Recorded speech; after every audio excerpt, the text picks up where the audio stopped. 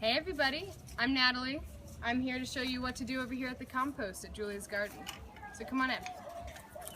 Say you came in with a bucket and you've got some scraps from your house. You can just put it at the side for a moment. So looking around, I see these big, the first thing I see is that these are too big. And so I can break them up and then add them, but when I look at this compost pile, I see that there's a whole lot of leaves in it already. So that is considered the browns, and we want a 50-50 ratio of browns and greens. So I'm gonna actually just put these to the side because we don't need them right now. Big sticks like this are really not gonna break down in time for us to use the compost, so I just take them right out if they're in there. I'm gonna bring our pitchfork over, take a look at what's going on. These greens can go ahead and go into the compost. Which side would they go on, Miss Natalie? They're going to go into the open side. So we have two signs here. One says open, one says closed. Currently, we have the left one open.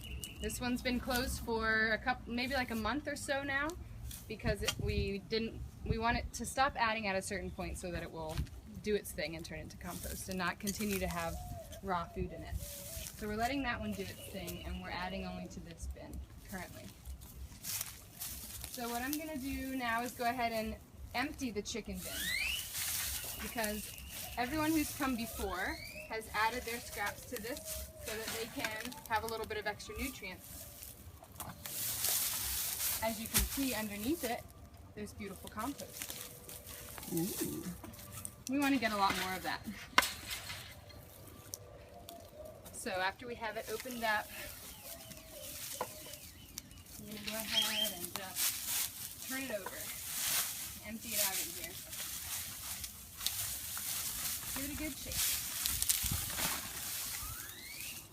Don't have to get it clean, they don't really mind. Make sure we close it back up because the chickens love to tear this apart and spread the compost everywhere, which is okay, but then it makes it hard for us to collect it and utilize it later. So we want to keep it in here.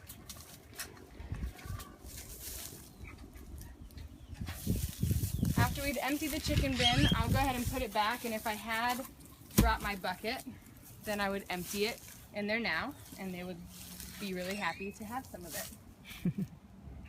But what I'm going to do next, what I would do next that I'm not going to do in the video, is turn this pile. So I'll use the pitchfork to dig into the middle of it and try to bring the bottom to the top and the top to the bottom as best that I can. You're not going to do it 100%, and that's okay. The goal is to just get a bunch of oxygen in there, because as it's breaking down, it just flattens and flattens. And the less oxygen there is in there, the less that the bugs and microorganisms can breathe and live there. And we need them.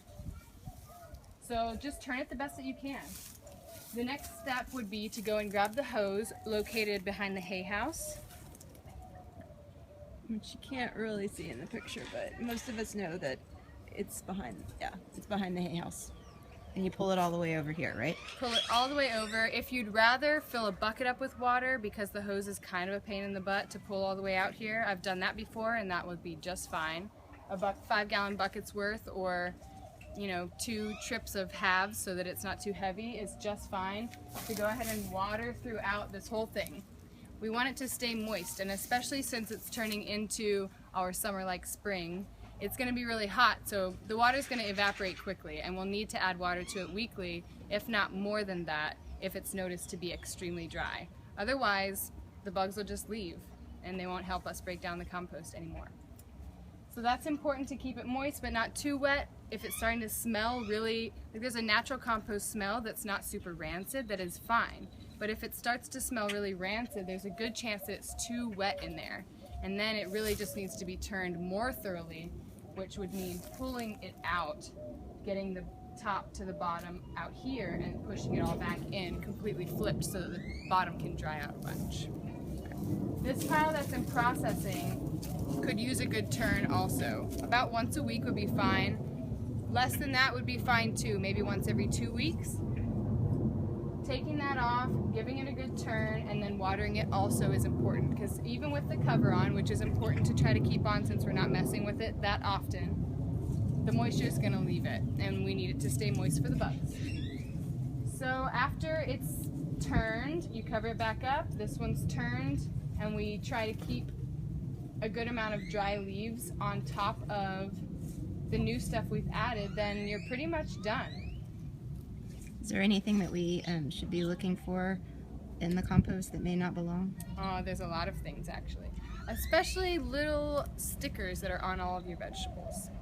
We need to take those off. They really won't break down. It won't be terrible if they're in the compost later on and we're putting it around the plants. We can pick it out then, but it'd be better if we could get it off now. And twist ties, things like that you're going to find around produce, try to get rid of those before you put it in here. Muffin wrappers and things like that, we're going ahead and doing grains and dairy and things like that here in our compost so that the kids just are able to participate without having to pick through their lunch to do so. But we don't want all of the extra stuff that comes with it, like those wrappers around muffins or giant avocado seeds. Those also will not break down that well. So just try to think about what will not break down. We want it to be a nice, soft, silty soil at the end. It'll have some chunks, much more than like your compost you'll buy from the gardening store, but we do want to do our best to take out those big pieces. So basically just get out the trash and all of those sorts of things. And if you are bringing your compost from home, please just do your best to keep it vegetarian and without a bunch of oil and without a bunch of cheese. Those things will cause the compost pile to become rancid much faster. I think because it's a big pile, it can handle small amounts of those things, like from the kids' lunches that's left over. But if you have a whole hamburger left over, please don't put it in your compost, or it won't break down, or it'll smell really bad and it will attract raccoons and things like that that are a danger to our chickens, and will just tear up what we have going on here. Excellent. All right. Thank you, Miss Natalie. Is there anything on the signs that we should look at before we sign off?